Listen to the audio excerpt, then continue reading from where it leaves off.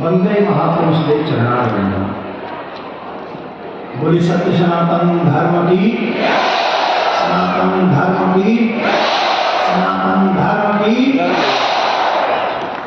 मेरे प्यारे, क्या बता रहे? सर्वप्रथम मंच पर विराजमान जितने भी संत महात्मा हैं, महामंडलेश्वर हैं, श्री महंत हैं, धर्म प्रचारक हैं, मुझे पर्सनली सबका नाम लेना चाहिए और मैं नाम तब लूं जब ये मंच मेरा हो, पर ये मंच सनातन का है, इसलिए मुझे कोई अधिकार नहीं मैं आप सबका नाम लूं।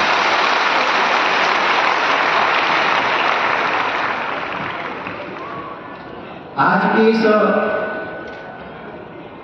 सनातन संत संसद की अध्यक्षता आचार्य महामंडलेश्वर पूज्य स्वामी जी बालकानंद गिरी जी हमारी आज की सभा की अध्यक्षता करेंगे। आनंद अखाड़े के पूज्य आचार्य श्री हमारे मध्य में हैं, तो वही इस सनातन संत संसद की अध्यक्षता करेंगे। और सभी संत वृंद, धर्माचार्य, धर्म प्रचारक जो भी इस समय यहां पर विराजमान हैं और जो आएंगे, जो आ चुके हैं, उन सभी के श्री चरण कमलों में इस दास का कोटि कोटि कोटि कोटि साष्टांग करें।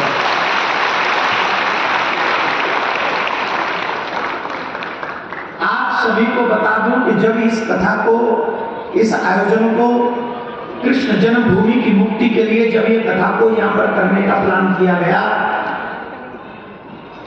इच्छा ये थी कि आज के दिन सभी संतों का स्वागत करने के लिए देश भर से कम 15 लाख आदमी इकट्ठा होगा, 15 लाख व्यक्ति एकत्रित होकर आप सभी का स्वागत करना। पर क्योंकि हम सनातनी हैं, इसलिए मर्यादा में रहना हमारे आचार्यों ने सिखाया है। धर्म की मर्यादा, समाज की मर्यादा, संविधान की मर्यादा। आप जितने भी संत वृंद हैं, 2 दिन यहां पर कथा की है, मात्र आधे लोग। मुझसे कहा गया था कि 144 धार लगी है, आप कथा नहीं कर सकते। मैंने कहा कथा तो करूंगा, लेकिन धारा 144 कहती है 4 से अधिक नहीं होंगे, तो मैंने कहा मैं अकेला ही कथा करूंगा। क्योंकि यह संकल्प कृष्ण जन्मभूमि की मुक्ति के लिए किया गया था। अगर मैं पीछे हट जाता तो मुझे लगता कि यह संकल्प पीछे हट गया और कृष्ण जन्मभूमि का संकल्प पीछे नहीं हटना चाहिए। प्रशासन ने जो कहा हमने वो किया, और आप सब सोच रहे होंगे ये सच है कि झूठ है। तो आज जब आप लोग आए होंगे तो आपने भी टेलर देख ही लिया होगा। जितने भी लोग आए पंडाल में, मोस्टली लोगों ने टेलर देखा होगा कि हम जो कह रहे हैं वो कैसा था। पर अभी मैं अधिक समय न लेते हुए पहला धन्यवाद प्रशासन को दूंगा, जिन्होंने अपने सेना बल बढ़ाकर आज के इस सनातन संत संसद को करने की हमें अनुमति दी है। तो एक बार जोरदार ताली बजाएं।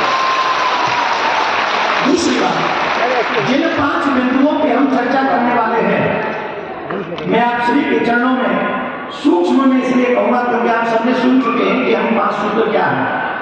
कृष्ण जन्मभूमि, जामा मस्जिद की सीढ़ियां जिनमें हमारा गोविंद बैठा हुआ है, ये कोई पूजा करने के लिए नहीं बैठा है। मैं अपना वक्तव्य बाद में दूंगा। दूसरा बिंदु, देश में ईश निंदा। अभी हम लोग सब देख चुके हैं कि पूर्व अभी कुछ समय पहले रामायण चलाए गए, राम मंदिर पर प्रश्न चिन्ह लगाए गए।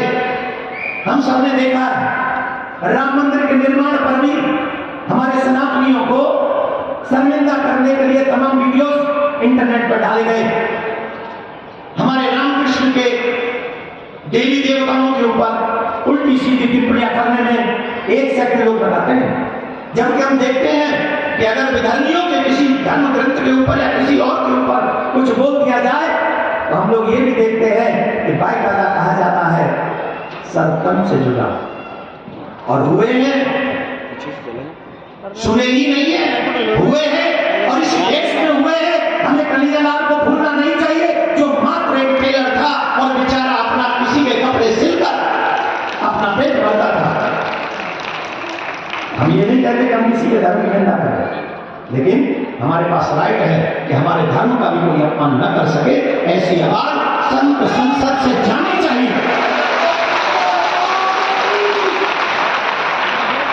आपने देखा होगा कि हमारे मंदिर सरकार के कब्जे में है, कोई मस्जिद, कोई ईदगाह नहीं है, कोई चर्च नहीं है, कोई और देवालय नहीं है, सिर्फ मंदिर। किसके? सिर्फ मंदिर ही सरकारों के अंडर है। और ये कानून अब नहीं बना, ये कानून बना था आजादी के बाद, आजाद होते ही। और अभी कर्नाटक में एक और कानून बना कि मंदिर पे 10% टैक्स लगा दो। महाराज अगर हम सब चुप रहे तो हम गारंटी से कहते हैं अभी तो मंदिर पे टैक्स लगा है, वो दिन दूर नहीं जिस दिन हम सनातनियों के घरों पर भी एक्स्ट्रा टैक्स लगा दिया जाएगा, क्योंकि हम मौन हैं। हमें सरकार से मंदिर मुक्त चाहिए, और अगर सरकार कहती हम नहीं कर सकते तो फिर एक बोर्ड गठन हो, जिस बोर्ड में मंदिरों से प्राप्त धन एकत्रित हो और धर्माचार्यों के कुछ सदस्य भी उसमें इन्वॉल्व हो। क्यों? जिससे उस धन से प्राप्त धन से, क्योंकि मंदिरों में धन चढ़ाने वाला कौन है? हिंदू। तो उस धन का सदुपयोग क्या होना चाहिए? उसका सदुपयोग हम लोग किसी को, कौन सी पार्टी होती, इख्तियार पार्टी के लिए तो नहीं करा सकते, हज कराने के लिए तो नहीं करा सकते। अगर वो हिंदुओं का पैसा है तो गुरुकुलम की, ऐसे मॉडर्न गुरुकुलम की तैयारी होनी चाहिए उन पैसों से, जहां से हमारे बच्चे पढ़े लिखे और चरित्रवान बने, चरित्रवान बने। ये तीसरी। चौथी, आप देख रहे हैं जनसंख्या नियंत्रण क्यों जरूरी है? हम दो, हमारा एक, ये हमारा मंतव्य है, और किसी का मंतव्य क्या है? हम 5, हमारे 15। और अगर यही कंडीशन रही, इसके ऊपर भी हमको चिंतन करनी चाहिए। हम दिल्ली में आज बैठ के सनातन संत संसद कर रहे हैं, डरना उस दिन से जिस दिन देश में भी हमें कहीं सनातन संत संसद करने नहीं दी जाएगी। हमें उसके लिए डरना चाहिए, और इसीलिए ये नियंत्रण होना चाहिए जनसंख्या पर। और एक बात जो बहुत जरूरी है वो ये कि सनातनी बच्चों का विवाह सनातनियों के साथ ही होना चाहिए। क्या बात है, क्या बात है। और महाराज अगर हम लोगों ने आज उसमें आवाज नहीं उठाई तो हम जिम्मेदार होंगे अपनी बेटियों के 36 टुकड़े कराने वाले। हम लोगों पर एक कलंक लगेगा कि हमारी बच्चियों को 36 टुकड़े करने के लिए हमको छोड़ दिया गया, क्योंकि समाज में कोई आवाज नहीं उठाई। ये बहुत जरूरी है। ये सनातनी बच्चे सनातनी बच्चों से ही विवाह करें, इसके लिए सरकार कानून बनाए। और एक जो सबसे बड़ी बात आज समाज में हो रही है, हम सनातनियों का दौलत है, धन है, शक्ति है, वो शक्ति है संगठित परिवार। मामा, चाचा, ताया, भैया, बहन, ताऊ, फूफा, ये सब। लेकिन आज जो वेब सीरीज के माध्यम से जितनी घटिया चीजें हमारे समाज में परोसी जा रही है, इसका जीता जाता उदाहरण दे दूं। एक सगी बहन ने, साइड इफेक्ट है इसका, इंटरनेट का साइड इफेक्ट, सगी बहन ने अपने सगे भाई पर FIR कराई। अब क्यों कराई होगी आप समझ लीजिए, मुझे इस पर बोलने की आवश्यकता नहीं।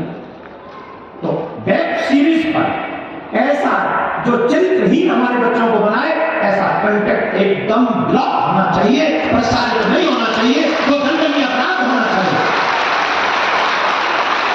इन्हीं 5 सूत्रों पर हम अध्यक्ष जी से अनुमति चाहते हैं कि आज की सनातन संत संसद इसी पर अपने विचार व्यक्त करे। और आशा मैं करता हूं, क्योंकि यहां पर वक्ता बहुत हैं और सब वक्ता, सब कथाकार हैं, सब धर्म प्रचारक हैं, एक व्यक्ति को मत मुझे ही दे दो, मैं मुझे कहा, मैंने कहा 2 मिनट में खत्म कर दूंगा, 5 तो मैं खा गया। हम लोग बोलते बहुत